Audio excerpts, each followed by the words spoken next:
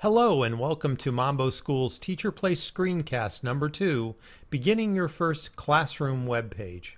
Our goal in this lesson is to create and begin your first web page in teacherPlace. And if you remember from last week, we learned how to log in and to visit our classroom directory. And we used Miss Caroline. I'm going to use Miss Caroline as our example to talk about what we're going to do during this lesson with our page. You'll notice that Miss Caroline has a nice little header image at the top. She's also titled her page, and she's created an introductory message. And what you may want to get together for this lesson is this introductory message. This introductory message that Miss Caroline has just sort of reminds her audience about the different information that she's presenting on a weekly basis.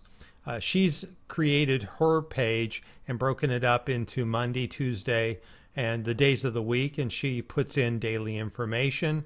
She also has a space project that she's going to be working on, and she's also listed that in her page. For this lesson, we're just going to be creating this message here, and you may want to pause and think about the message that you may want to display on your web page, and then hit play a little later, and we'll continue on. Our first step is to log into our website with our username and password.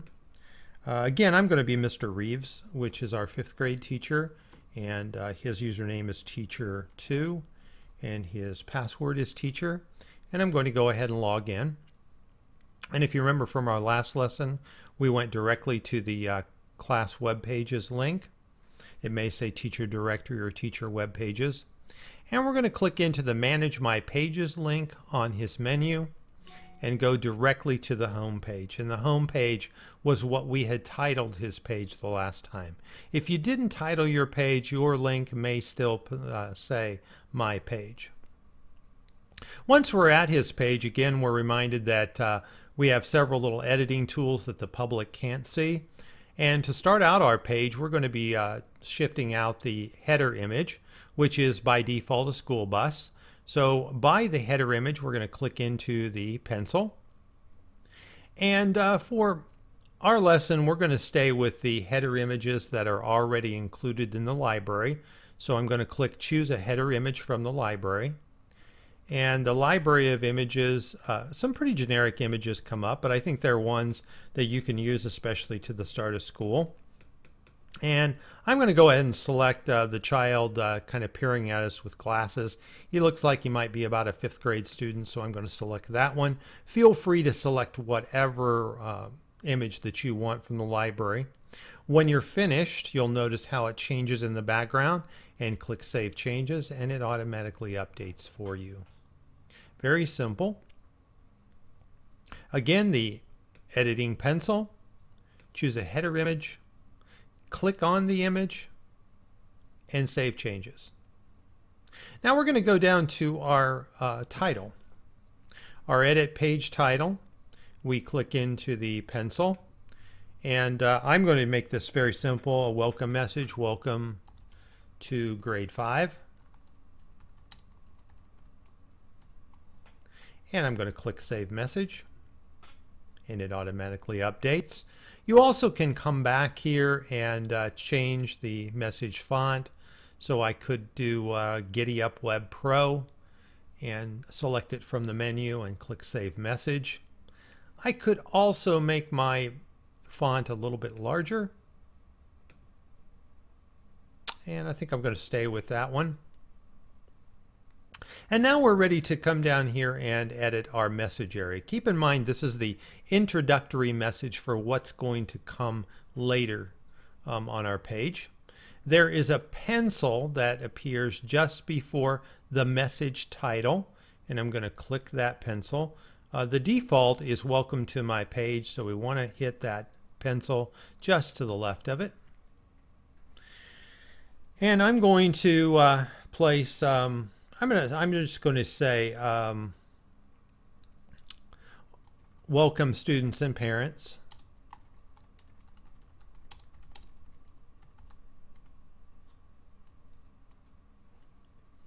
And I've also prepared a a set of paragraphs beforehand. So I'm actually going to highlight all of the information like I'm doing a word processor. Just highlight with your mouse. I'm going to tap the delete or the backspace key, and then I'm going to go ahead and paste my information in.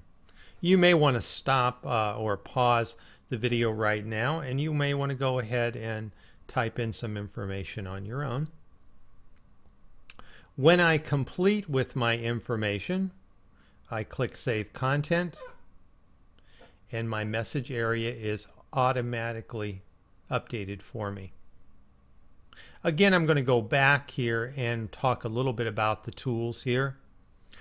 Since I've already said welcome students and parents in my title, I'm just simply going to get rid of this first sentence because it, I guess, just repeats what I'm saying there.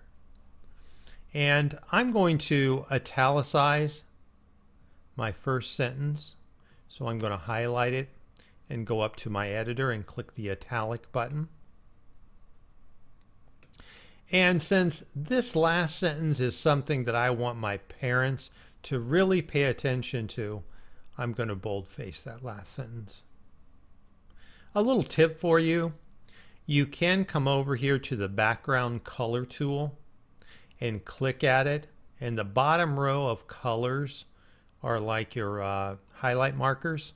So I could also put a background color of yellow in, and when I click out of it, they're really going to see, you know, the sentence, "I would encourage you to visit this page weekly."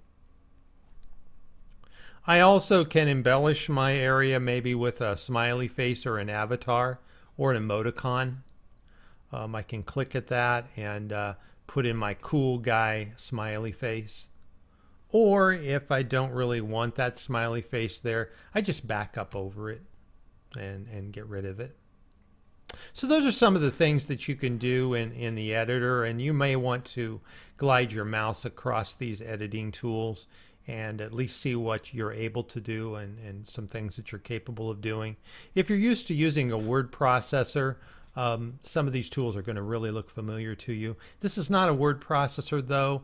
What this really does is it changes your written words into web code. So it's got a little bit different task than a word processor. It doesn't work exactly like it, but pretty close. Again, I'm done editing, so I'm going to click Save Content, and my box, my message area is updated.